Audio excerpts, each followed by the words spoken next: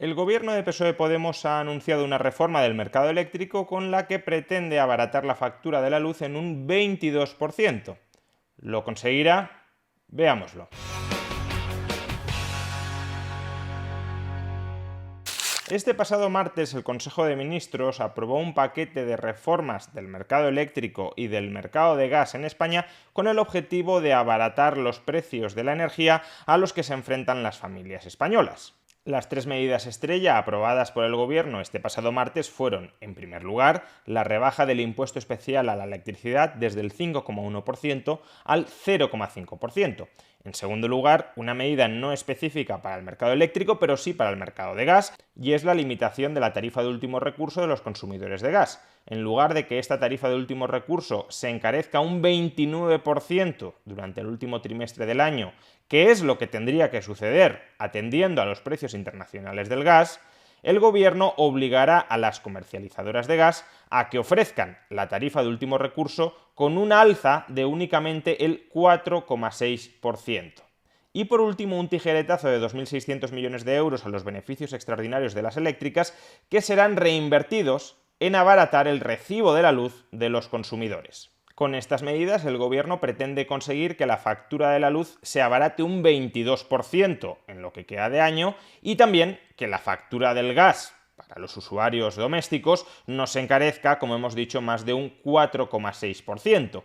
¿Pero de verdad se lograrán estos objetivos? Bueno, como voy a explicar a continuación, en realidad todo esto no es una forma de abaratar ni la factura eléctrica ni la factura del gas para las familias. Es más bien una forma de cargarles los sobrecostes actuales, no hoy, pero sí en el futuro.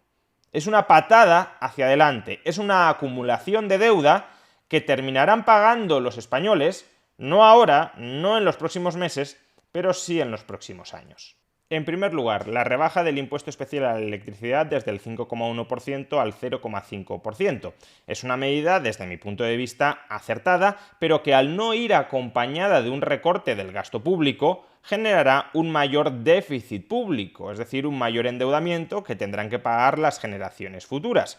El impuesto especial a la electricidad se esperaba que proporcionara este año entre 1.500 y 2.000 millones de euros. Con su práctica suspensión en lo que queda de año, no se van a recaudar estas cantidades y, por tanto, si no se recorta el gasto público, que es lo que habría que hacer, entonces, más déficit, más deuda, más impuestos futuros para los contribuyentes. En este caso, además, no es previsible que suceda lo mismo que ha ocurrido con la rebaja del IVA. El IVA que pesa sobre la electricidad fue rebajado del 21% al 10%, pero como los precios de la electricidad han seguido subiendo, el gobierno ya está recaudando lo mismo que esperaba recaudar cuando el IVA estaba al 21% y los precios de la electricidad eran mucho más bajos. Por tanto, a través de la rebaja del IVA, el gobierno no ha visto mermar sus ingresos. No hay un aumento del déficit por esa rebaja del IVA. Pero claro, si el impuesto especial a la electricidad lo bajas del 5,1 al 0,5%, eso implica que no se va a recaudar prácticamente nada por mucho que suban los precios de la electricidad por esta rúbrica y por tanto eso es, como digo, más déficit y más deuda pública. No es abaratar el recibo, es diferir el pago del recibo. Vamos ahora con la segunda medida estrella: la limitación del encarecimiento de la tarifa de último recurso del gas para los consumidores domésticos. Atendiendo a los precios internacionales del gas, en este cuarto trimestre del año habría que encarecer esta tarifa en un 29%. Como el gobierno no quiere que los consumidores de gas experimenten, sufran una subida tan fuerte de la factura eléctrica, va a limitar la subida al 4,6%. Pero claro, si las comercializadoras han de pagar el gas mucho más caro de lo que son capaces de venderlo, las comercializadoras perderán dinero. ¿O no es eso lo que sucederá? Pues evidentemente no sucederá eso. El gobierno ya ha aclarado que aunque se limite temporalmente ahora la subida del precio del gas para los consumidores de gas, la diferencia entre lo que debería haber subido la tarifa de último recurso del gas y lo que finalmente subirá, recordemos, debería haber subido un 29%, subirá un 4,6%, esa diferencia de alrededor del 25%, no es que se dejará de pagar para siempre, sino que los consumidores del gas empezarán a pagarla a partir del año que viene. ¿Por qué a partir del año que viene? Porque el gobierno espera, confía en que a partir del año que viene los precios internacionales del gas hayan bajado. Entonces, la operación que está haciendo es simplemente pagad menos ahora cuando los precios son muy altos y pagad más en el futuro cuando los precios sean más bajos. Lo que hace no es eliminar el coste, no es rebajar permanentemente el coste de la factura del gas para los consumidores del gas, es distribuir ese coste a lo largo del tiempo, es decir, de nuevo aplazar el pago. En este caso se trata, por tanto, de crear un déficit de tarifa no en la factura eléctrica, sino en la factura del gas. Y los déficits de tarifa son una política horrorosa. Lo fueron con Aznar y con Zapatero y desde luego lo siguen siendo con Sánchez. ¿Por qué razón? En primer lugar, porque los consumidores no reaccionan al encarecimiento del precio del gas. Siguen consumiendo gas como si el gas fuera mucho más barato de lo que en realidad es. Y por tanto, si no restringen la demanda, sobreconsumimos gas al coste real que tiene el gas. En segundo lugar, porque las compañías, en este caso comercializadoras de gas, siguen acumulando beneficios como si no se hubiese adoptado ningún tipo de política. Es más, acumulan más beneficios de los que acumularían, porque si el precio del gas subiera, las familias restringirían el consumo, con lo cual, más precio pero menos consumo, los ingresos no suben tanto. Ahora, si los consumidores siguen pagando un precio relativamente bajo del gas, no moderan la demanda, con lo cual las compañías comercializadoras de gas lo que hacen es vender un volumen de gas como si el precio no hubiese subido, pero al precio encarecido, porque ese precio se pagará de manera no transparente el próximo año. De nuevo, otra patada hacia adelante. No es que abaratemos el gas, es que lo pagaremos más tarde. Y en tercer y último lugar, quizá la medida que ha recibido mayor atención mediática, la más polémica, que es la de recortarles a las eléctricas 2.600 millones en beneficios extraordinarios para destinarlos a abaratar el recibo de la luz. ¿Cómo se articula todo esto? Pues básicamente se obliga a las centrales nucleares, hidroeléctricas y también a muchas centrales eólicas y fotovoltaicas a que devuelvan todo lo que cobren por megavatio hora que supere aproximadamente los 50 euros. Dicho de otra manera, si a día de hoy el precio del megavatio hora en el mercado mayorista está en 180, 190 euros, se obligará a las nucleares, hidroeléctricas y muchas eólicas a que paguen a fin de mes al gobierno 130, 140 euros por cada megavatio hora que hayan vertido a la red. ¿Cuál es la lógica de todo esto? Pues básicamente se presupone que el coste de generación de un megavatio hora para la hidroeléctrica, para la nuclear, para la eólica o para la fotovoltaica es muy inferior al coste que actualmente tiene generar un megavatio hora en las centrales de ciclo combinado. Con lo cual el gobierno quiere eliminar los llamados beneficios caídos del cielo, como las hidroeléctricas, nucleares o eólicas cobran el megavatio hora al precio que marca el gas, pero su coste de generación es mucho más bajo, quiere que todos esos beneficios extraordinarios les sean extraídos y reinvertidos en abaratar la factura de la luz. ¿Cuál es el problema de esta medida? Más allá de que se cambie la regulación de un día para otro y por tanto que se genere incertidumbre regulatoria de cara a las inversiones futuras, pues el problema es que la mayoría de centrales hidroeléctricas, nucleares y también eólicas y fotovoltaicas han vendido ya a plazo la generación eléctrica de este año y del año que viene a unos precios cerrados en torno a 40, 50 o 60 megavatios hora. El precio que vemos cada día en las noticias, el precio del mercado mayorista, ese que se ha disparado a 180, a 190 euros el megavatio hora, es el precio para comprar electricidad spot, al contado, en este momento.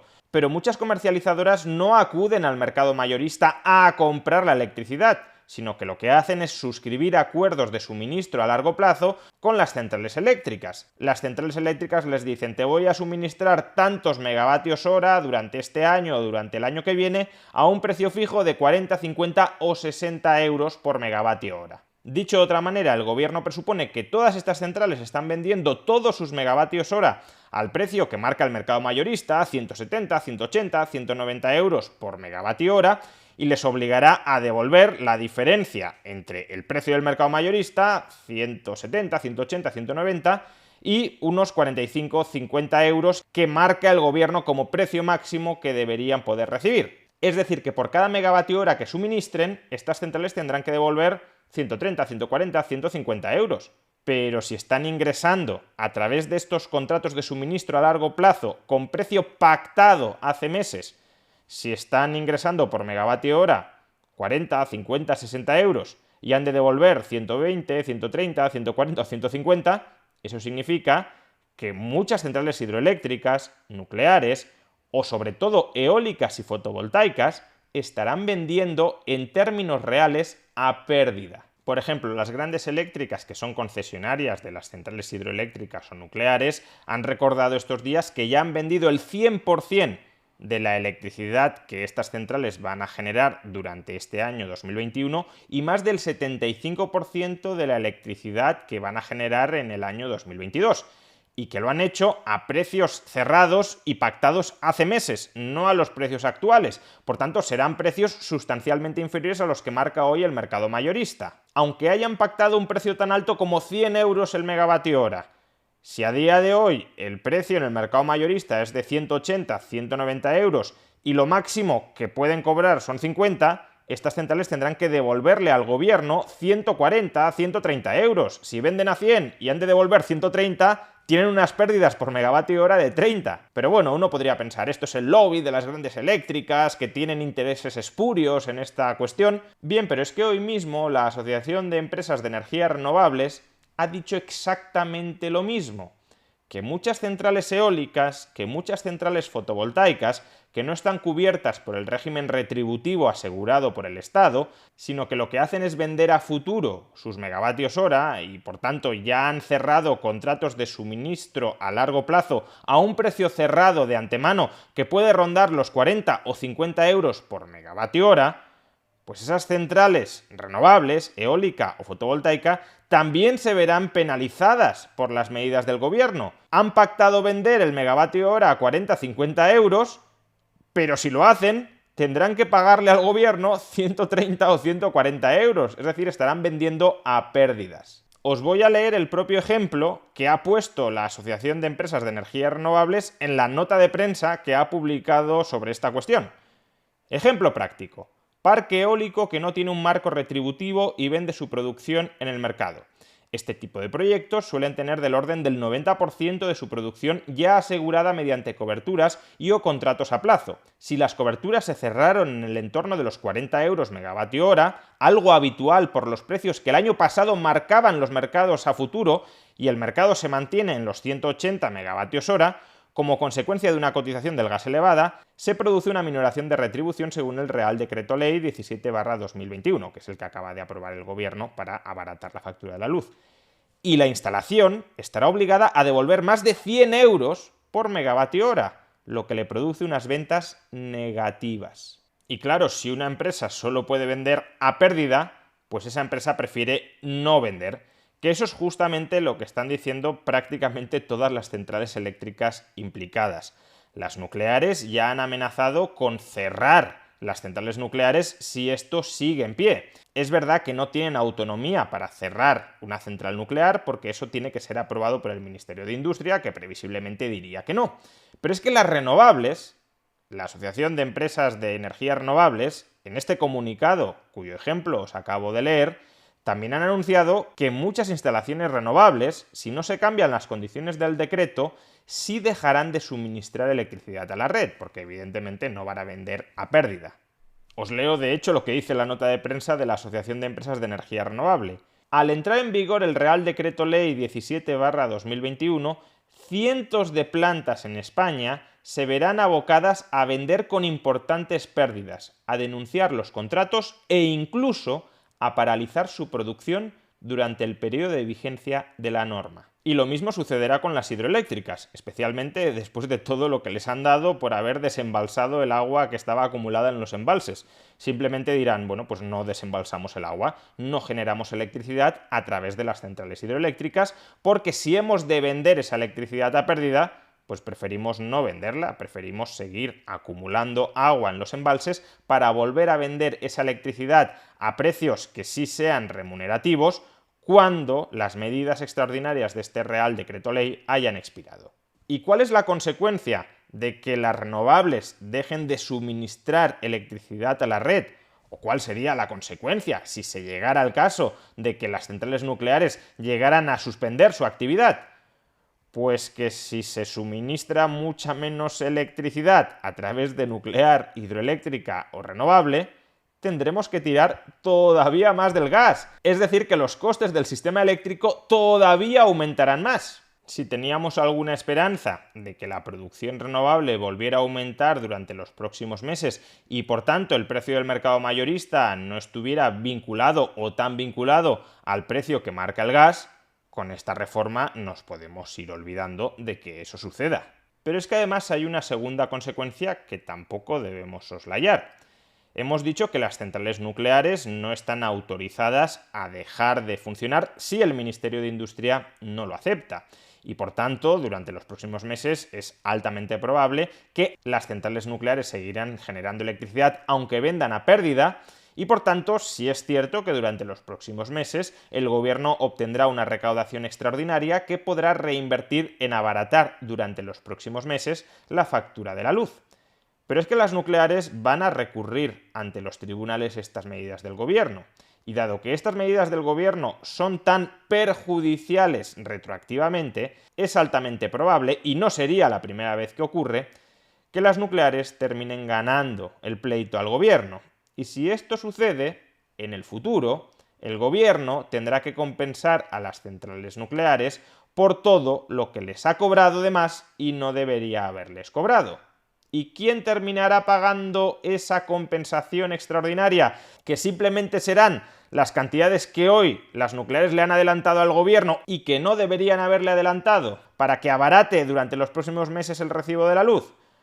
Pues solo tendrán que pagar los contribuyentes o, más previsiblemente, los consumidores eléctricos. Será otro cargo que se añadirá a la factura de la luz. Nuevamente, pues, al igual que sucedía con la rebaja del impuesto especial a la electricidad, al igual que sucedía con la limitación del encarecimiento de la tarifa de último recurso del gas, con lo que nos encontramos aquí es con una patada hacia adelante, es decir, con acumular deuda real o deuda contingente, si es que las nucleares derrotan al gobierno en los tribunales, cosa que es perfectamente posible que suceda, deuda real o deuda contingente a pagar en el futuro. No se abarata en términos reales, permanentes, el recibo de la luz. Lo que se hace es diferir el pago. O dicho de otra manera, el resumen de la reforma energética que ha aprobado esta semana el gobierno es tan sencillo como decir pan para hoy y hambre para mañana.